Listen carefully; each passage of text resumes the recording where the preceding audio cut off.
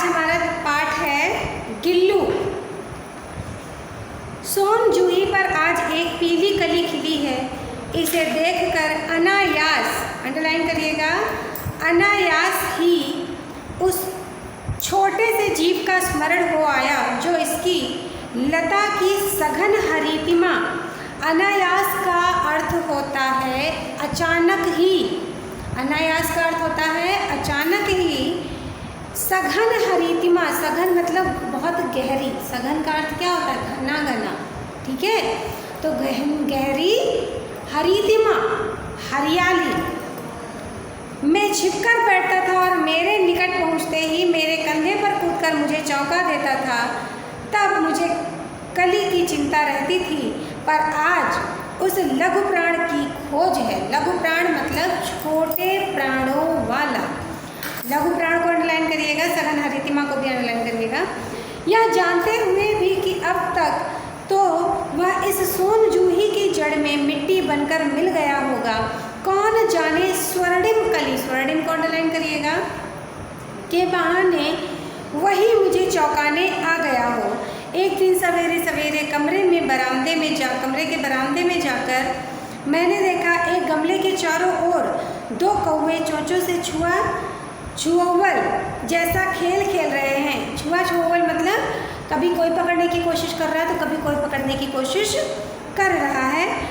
यह काकभुशुंडी भी विचित्र पक्षी है, काकभुशुंडी भी विचित्र पक्षी है। एक साथ समादरित, अनादरित, अति सम्मानित, अति अवमानित सारी विशेषताएं स्वयं में समेटे हुए हैं। काकभुशुंडी किसको कहते हैं? कौवे को ही काकभुशुंडी कहते हैं। इसको भी आप अंडरलाइन कर लीजिएगा। समादरित, अनादरित, आदर जिसका होता है और जिसका आदर नहीं होता है, जो बहुत अधिक सम्माननीय है और जो बहुत ज़्यादा अपमानित है, सभी की विशेषताएं स्वयं में समेटे हैं। हमारे दूरस्थ प्रियजनों को अपने आने का मधुर संदेश इनके कर्कश अर्थात कठोर, अंडरलाइन करिएगा, स्वर में ही भिजवाना पड़ता है। फिर भी हम कौवे से काँव काँव करने को अवमानना के अर्थ में ही प्रयुक्त करते हैं। अवमानना मतलब जिसको माना ना जाए, ठीक है। अवमानना मतलब ये कुछ अशुभ संकेत देता हुआ। अचानक मेरी दृष्टि गमले और दीवार की संधि में छिपे एक छोटे से जीव पर थम गई। निकट जाकर देखा तो पाया कि गिलहरी का एक छोटा सा बच्चा जो संभवतः घोंसले से गिर पड़ा था और कौवे उसमें सुलभ आहार खोज रहे थे। निश्चेष्ट सा गमले से चिपका पड़ा था। निश्चेष्ट मतलब जिसमें चेतना ना हो, ऐसा लग रहा था जैसे वो बेहोश हो चुका है।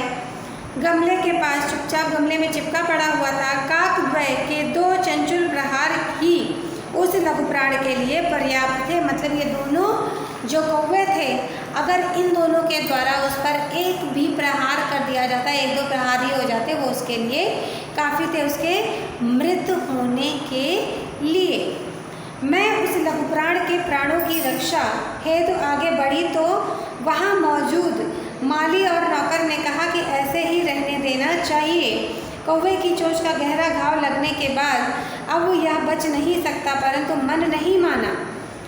उसे हौले से उठाकर कमरे में लाई, फिर रुई से रक्त पोंछकर उसके घावों पर मरहम लगाया। रुई की मरहम किसको कहते हैं? मरहम। जब चोट लगने पर जो दवा लगाई जाती है उसको कहते हैं मरहम। रुई की बत्ती दूध में भिगोकर जैसे तैसे उसके नन्हे से मुंह से लगाई, पर मुंह खुल न सकने के कारण दूध की बूंदें दोनों ओर ढुलक गई। कई घंटों के उपचार और प्रयास के उपरांत का अर्थ है बाद में, उसके मुंह में 2 बूंद पानी टपकाया जा सका। तीसरे दिन वह अच्छा और आश्वस्त हो गया और मेरी अंगुली अपने नन्हे पंजों से जकड़कर नीले कांच के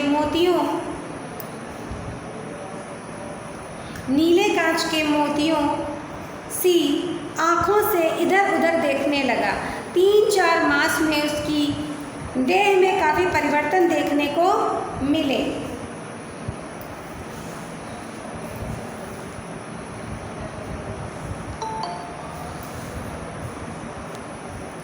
स्निग्ध रोएं, झब्बेदार पूंछ और चंचल आंखें सबको विस्मित करने लगी। विस्मित अर्थात आश्चर्यचकित करने लगी, उनका मन मोहने लगी, विस्मित करने लगी। हमने उसकी जातिवाचक संज्ञा को व्यक्तिवाचक संज्ञा का रूप दे दिया। हम सभी उसे गिल्लू कहकर पुकारने लगे। ठीक है। मैंने फूल रखने की एक डलिया में रुई बिछाकर उसे तार के द्वारा खिड़की पर लटका दिया। यही डलिया पूरे 2 वर्ष तक गिल्लू का घर बना रहा। वह अपने घर को स्वयं हिलाकर झूलता और अपनी कांच के मनकों सी आँखों से कमरे के भीतर और खिड़की से बाहर न जाने क्या देखता और समझता रहता। उसकी समझदारी व कार्यकलाप पर सबको आश्चर्य होता था। जब मैं लिखने बैठती तब अपनी ओर मेरा ध्यान आकर्षित करने की उसकी तीव्र इच्छा ने एक अच्छा उपाय खोज निकाला था। वह मेरे पैर तक आकर सर से पर्दे पर चढ़ जाता, फिर तेज़ी से उतर जाता। उसका वह दौड़ने का क्रम तब तक चलता जब तक मैं उसे पकड़कर उठा न लेती। मतलब अपनी तरफ वो आकर्षित करना चाहता था कि वो मेरी तरफ ध्यान दे। उसकी चंचलता पर विराम लगाने हेतु मैं कभी कभी गिल्लू को उठाकर एक लंबे लिफाफे में इस प्रकार रख देती कि उसके अगले 2 पंजों और सिर के अतिरिक्त सारा लघुगात लिफाफे के भीतर ढक जाता।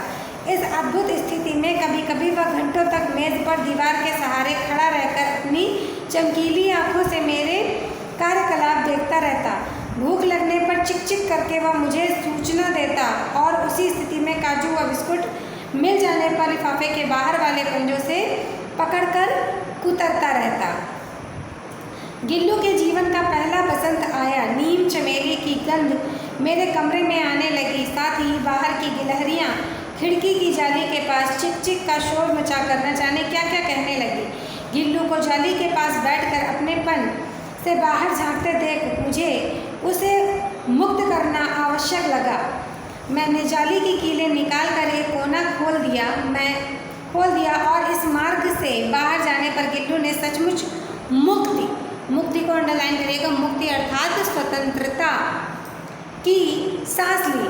उसके बाहर जाने का कोई और रास्ता मुझे उपयुक्त नहीं लगा, क्योंकि इतने छोटे जीव को घर में पले हुए कुत्ते बिल्लियों से बचाना भी एक समस्या थी। मेरे बाहर जाने पर मेरा कमरा बंद ही रहता था। मेरे कॉलेज से लौटने पर जैसे ही कमरा खुलता और मैं भीतर पैर रखती, वैसे ही गिल्लू जाली के द्वार से भीतर आकर मेरे पैर से सिर और सिर से पैर तक दौड़ने लगता। यह उसका नित्य का काम बन गया था। नित्य अर्थात प्रतिदिन। मेरे कमरे से बाहर जाने पर वह भी खिड़की की जाली से बाहर निकल जाता और दिन भर गिलहरियों के झुंड का नेता बनकर हर डाल पर उछलता कूदता रहता और ठीक 4 बजे वह खिड़की से भीतर आकर अपने झूले में झूलने लगता। मुझे चौंकाने की इच्छा उसमें बचपन से ही थी। यह इच्छा उसमें कब और कैसे उत्पन्न हो गई यह न जान सकी। मुझे चौंकाने के लिए वह कभी फूलदान के फूलों में छिप जाता, कभी पर्दे की चुन्नटों में और कभी सोन जूही की पत्तियों में।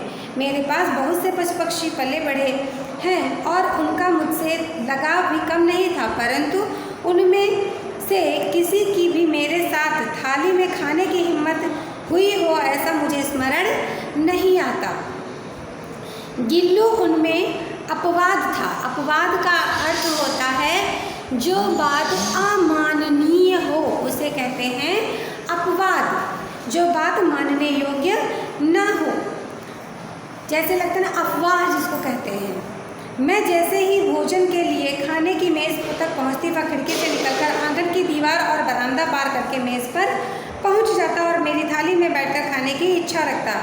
बड़ी कठिनाई से मैंने उसे थाली के पास बैठना सिखाया, जहां बैठकर वह मेरी थाली से एक एक चावल उठाकर बड़ी सफाई से खाता। काजू उसका प्रिय खाद्य था। कई दिन तक काजू न मिलने पर वह खाने की अन्य चीज़ें खाना बंद कर देता था और झूले में रख देने पर उन्हें नीचे फेंक देता था।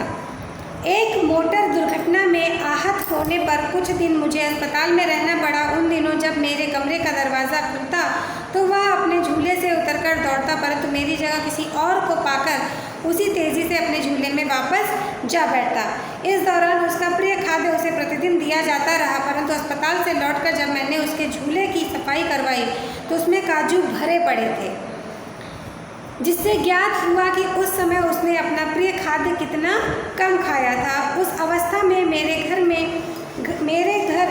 लौटने पर वह मेरे सिरहाने तकिए पर बैठकर अपने नन्हे नन्हे पंजों से मेरे सिर और बालों को इतने हौले हौले सहलाता रहता कि उसका हटना एक परिचारिका के हटने के समान लगता था।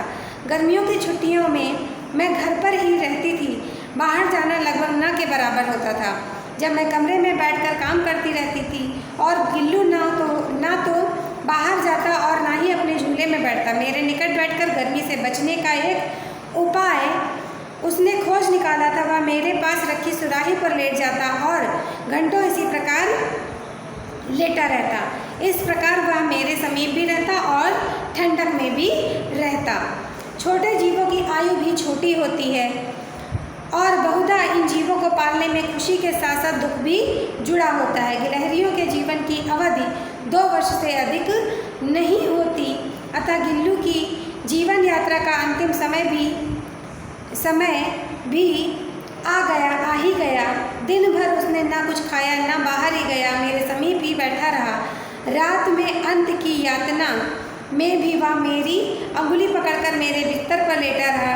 ठंडे पंजों से मेरी वही उंगली पकड़कर हाथ से लिपट गया जिसे उसने अपने बचपन में मरणावस्था में पकड़ा था, यानी कि जिस दिन वो उसको मिला था। किसको?